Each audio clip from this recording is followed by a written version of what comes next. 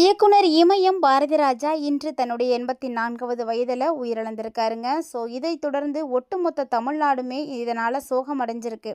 ஒவ்வொருத்தருமே நேரில் வந்து துக்கம் அனுசரிச்சுட்டு இருக்காங்க. ஸோ இந்த நிலையில் நீலாங்கரை வீட்டில் பாரதிராஜாவுடைய உடலுக்கு அருகே பார்த்திங்கன்னா அவருடைய மனைவி வந்தபோது கங்கை அமரன் கூறின அந்த ஒரு விஷயம் பார்த்திங்கன்னா மிகப்பெரிய சர்ச்சையை வந்து கிளப்பியிருக்குங்க.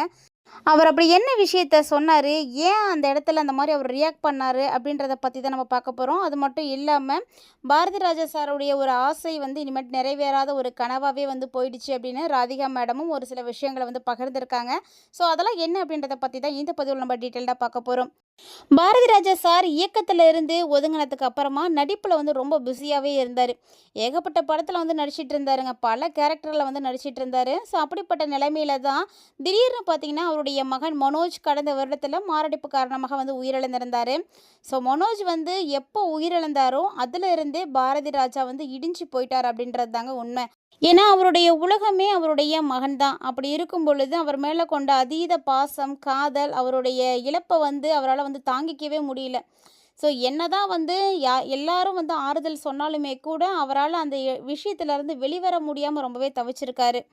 ஸோ அப்படி அவர் வந்து மனோஜ் உயிரிழந்ததுலேருந்து பாரதி ராஜா வந்து என்ன சொன்னாலுமே அந்த மன உளைச்சல்லேருந்து அவர் வெளியே வரவே இல்லைங்க. ஸோ அவரை வந்து எப்படியாவது தேற்றணும், அந்த மன உளைச்சல்லேருந்து வெளியில் கொண்டு வரணும் அப்படிங்கிறதுக்காக அவருடைய உயிர் நண்பர்களாக இருக்கக்கூடிய கங்கை அமரன், இளையராஜா சார் இவங்க எல்லாருமே போய் அவர்கிட்ட நிறைய பேசியிருக்காங்க.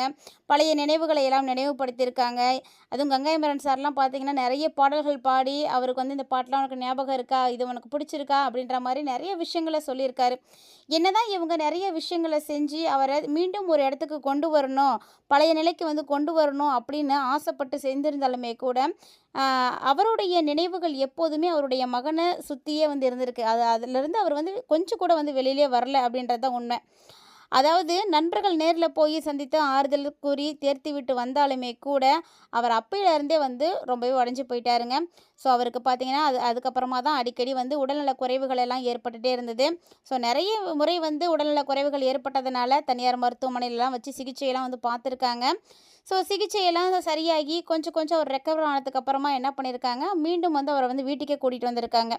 ஸோ வீட்டுக்கு அழைச்சிட்டு வந்து வைத்திருந்த அவருக்கு பார்த்திங்கன்னா மீண்டும் வந்து ட்ரீட்மெண்ட் வந்து தொடர்ந்து போயிட்டே தான் இருந்திருக்கு. ஏன்னா நீலாங்கரையில் சகல மருத்துவ வசதிகளோட படுக்கைகளோட அவருடைய வீட்டில் மருத்துவர்களுடைய தொடர்புலே தான் அவர் வந்து இருந்திருக்காரு. அவங்களுடைய கண்காணிப்பிலே தான் இருந்துட்டு இருந்திருக்காரு. இந்த நிலையில் இன்றைக்கி காலையில் பார்த்திங்கன்னா எப்போதும் போல் ட்ரீட்மெண்ட் பண்ணிவிட்டு மெடிசன் கொடுக்கலாம் அப்படின்னு போகும்பொழுது அவருடைய உடல்நிலையில் ஏதோ மாற்றங்கள் தெரிகிற மாதிரி வந்து தெரிஞ்சதுனால டாக்டர்ஸ் போய் திரும்பவும் செக் பண்ணியிருக்காங்க. நிறைய ட்ரீட்மெண்ட்லாம் வந்து பண்ணியிருக்காங்க. எவ்வளவுதான் ட்ரீட்மெண்ட் பண்ணாலுமே கூட அவருடைய பாடியில் அதை வந்து அக்செப்ட் பண்ணிக்கலங்க. ஸோ இதனாலேயே பார்த்தீங்கன்னா இன்றைக்கி காலையில் அதிகாலையிலே அவருக்கு வந்து உடல்நலம் வந்து பாதிப்படைஞ்சிருக்கு. ஸோ எந்த ட்ரீட்மெண்ட்டும் வந்து பயனளிக்காதனால தன்னுடைய 84வது வயதில் இமயம் தன்னுடைய மூச்சை வந்து நிறுத்திக்கிச்சு அப்படின்னு தான் சொல்லணும். அவருடைய உடலுக்கு முழு அரசு மரியாதை வந்து வழங்கப்படும் அப்படின்னு இப்போ வந்து அறிவிச்சிருக்காங்க. அது மட்டும் இல்லாமல் திரைத்துறை பிரபலங்கள் நேரில் வரும்பொழுது நிறைய பேர் வந்து பார்த்திங்கன்னா ரொம்பவே வந்து கஷ்டத்தோட அவருடைய உடலை வந்து பார்த்து அஞ்சலி செலுத்திட்டுருக்காங்க. ஸோ பார்த்திங்கன்னா இது வந்து எல்லாராலையும் வந்து தாங்கிக்க முடியாத ஒரு இதாக இருக்குது. ஏன் வந்து இவ்வளோ கனமாக இருக்குது எல்லாருடைய மனசும் அப்படின்றதுக்கு ஒரு முக்கியமான காரணமும் இருக்குங்க. ஏன்னா கங்கை அமரன் சார் வந்து ஏன் அந்த இடத்துல அவ்வளோ ஆதங்கப்பட்டார், ஏன் அவ்வளோ கோவப்பட்டார், ஏன் அவ்வளோ சத்தம் போட்டார் அப்படின்னு பார்க்கும் பொழுது நீலங்கரை வீட்டில் அவருடைய உடல் வந்து வைக்கப்பட்டிருந்தப்போ பாரதி ராஜாவுடைய மனைவி அவங்க வந்து தேனி மாவட்டத்தில் இருந்து அப்போ வந்து பார்க்க வந்தப்போ இவருடைய உடலை பார்த்துட்டு கதறி அழுதுருக்காங்க. ஸோ கதறி அழுவும் பொழுது அங்கே நின்றுட்டு இருந்த கங்கை அமரன் பார்த்திங்கன்னா அவர்கிட்ட என்ன சொன்னார் அப்படின்னா, கடைசியில் யாருமே இல்லாமல் எல்லாரும் அவரை விட்டுட்டு ஓடி போயிட்டீங்க, யாருமே இல்லாமல் போயிட்டீங்களே கஷ்டமாக இருக்குது, இப்படி அனாதையாக வந்து போயிருக்காரு அப்படின்னு அவர் வந்து சொல்லி கத்தி அழுதுருக்காரு. ஸோ இதை சுற்றி இருந்தவங்க மட்டும் இல்லைங்க, அங்கே ஆல்ரெடி வந்து ராதிகா மேம் இருந்திருக்காங்க, அவங்களும் போய் ரொம்பவே வந்து அழுதுருக்காங்க. ஸோ இதை பார்த்த ராதிகா உடனே கங்கை அமரனுக்கு அருகில் வந்து அவர் வந்து இந்த மாதிரி சத்தம் போட வேணாம் அப்படின்னு சொல்லி அமைதிப்படுத்தியிருக்காங்க. எவ்வளோதான் வந்து உயர்ந்த இடத்துக்கு போனாலுமே கூட எல்லாருக்குமே வலிகள் அப்படின்றது ஒன்று தானே. ஏன்னா பாரதி ராஜா சாருக்கு பார்த்தீங்கன்னா மகள் இருக்காங்க, மனைவி இருக்காங்க, மருமகள் இருக்காங்க, பேர குழந்தைகள் இருக்காங்க, மகன் மட்டும்தான் இல்லை. மற்றபடி எல்லாருமே அவர் கூட இருந்துமே கூட அவர் ஒரு அனாதை மாதிரி தனியாக தான் அவங்க இறந்திருக்காரு. ஸோ இவங்க எல்லாருமே அவங்களுடைய சொந்த ஊரில் இருந்திருக்காங்க. நீலாங்கரையில் சென்னையில் மட்டும் ட்ரீட்மெண்ட்டுக்காக பாரதி ராஜா சார் அவருடைய வீட்டில் வந்து இருந்திருக்காரு. என்ன இருந்தாலும் இது வந்து ஒரு தவறான ஒரு விஷயந்தான். ஸோ கூட இல்லாமல் யாரும் இல்லாமல் அவருடைய கடைசி நிமிடங்கள் வந்து போயிருக்கு. அவர் என்ன நினச்சாரு, என்ன பேசணும்னு நினச்சாரு, எதுவுமே வந்து யாருக்குமே வந்து தெரியாமலே போயிடுச்சு. ஸோ அதனால் மட்டும்தான் கங்கை அமரன் வந்து கத்தியிருக்காரு. ஏன்னா கங்கை அமரன் பார்த்தீங்கன்னா இவருடைய நல்ல நண்பரும் கூட. ஸோ நெருங்கிய நண்பன் இப்படி வந்து அனாதையாக வந்து போயிட்டாரு, இத்தனை பேர் இருந்தும் விட்டுட்டிங்களே அவரை தனியாக அப்படின்ற மாதிரி ஆதங்கப்பட்டுட்டாரு. மற்றபடி வேறு ஒன்றும் கிடையாது. இந்த விஷயம் பார்த்திங்கன்னா ஆல்ரெடி வந்து ஒரு சில வதந்திகளாக வந்து பரவிட்டு தான் இருந்துச்சு. இருந்தாலுமே கூட யாரும் அதை வந்து பெருசுப்படுத்தலை. ஏன்னா அந்த காலத்தில் பாரதி ராஜா தனிமையில் தான் இருக்கிறாரு அப்படின்னு நிறைய பேர் வந்து சொல்லிகிட்டு இருந்தப்போ கூட பெருசாக இந்த விஷயம் வெளிவராதனால யாரும் நம்பாமல் இருந்தாங்க. ஆனால் இப்போ கங்கை அமரன் வந்து பேசினதை விதத்தை வச்சு பார்க்கும் பொழுது அவரோட மனைவியோ குடும்பத்தாரோ யாரும் இல்லை, கொஞ்ச நாளைக்கு முன்னாடியிலேருந்தே இவர் வந்து தனியாக தான் இருந்திருக்காரு அப்படின்றது எல்லாமே இப்போ தான் தெரிய வந்திருக்குங்க. ஸோ கங்கை அமரன் இப்படி கத்தனதை வச்சு பார்க்கும் பொழுது கண்டிப்பாக இது உண்மையாக தான் இருக்கும் அப்படின்னு இப்போ ரசிகர்கள் வந்து மிகப்பெரிய கேள்விகளை வந்து எழுப்ப தொடங்கியிருக்காங்க. கஷ்ட காலங்களில் கூட இருக்காமல் கடைசியாக வந்து தங்களுடைய இரங்கல்களை தெரிவிக்கிறதுனால எந்த பயனும் கிடையாது. ஸோ நம்மளால் முடியாதப்போ நமக்கு கூட இருக்கக்கூடியவங்க தான் உறவுகள். அப்படி அவருடைய மனைவி உயிரோடு இருந்துமே கூட இவரை வந்து இப்படி தனித்து விட்டுருக்காங்க அப்படிங்கும் போது எல்லாருக்குமே வந்து மிகப்பெரிய கோபத்தை தான் ஏற்படுத்துது. ஸோ இருந்தாலும் அவருடைய சூழ்நிலைகள் என்ன அப்படின்றது இன்னும் யாருக்கும் தெரியாது.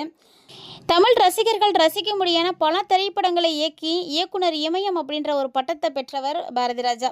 இப்போது வயது மூப்பு மற்றும் கடுமையான நுரையீரல் தொற்று காரணமாக தான் அவர் வந்து சென்னையில் இருக்கக்கூடிய எம்ஜிஎம் மருத்துவமனையில் கடந்த 6 மாதங்களுக்கு முன்னாடியிலிருந்து தீவிர சிகிச்சை பிரிவில் வந்து அனுமதிக்கப்பட்டிருந்தார். அதிலேருந்து மீண்டு வந்தார்.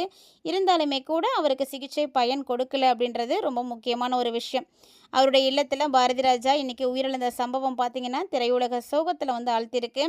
இந்த நிலையில் பாரதி ராஜாவுக்கு திரையுலகத்தில் எல்லாருமே பார்த்திங்கன்னா அஞ்சலி செலுத்திட்டு இருக்காங்க. அதாவது அவருடைய ஃபோட்டோஸை எல்லாத்தையுமே சோசியல் மீடியாவில் அவங்கவுங்க வந்து போஸ்ட் போட்டுகிட்டே இருக்காங்க.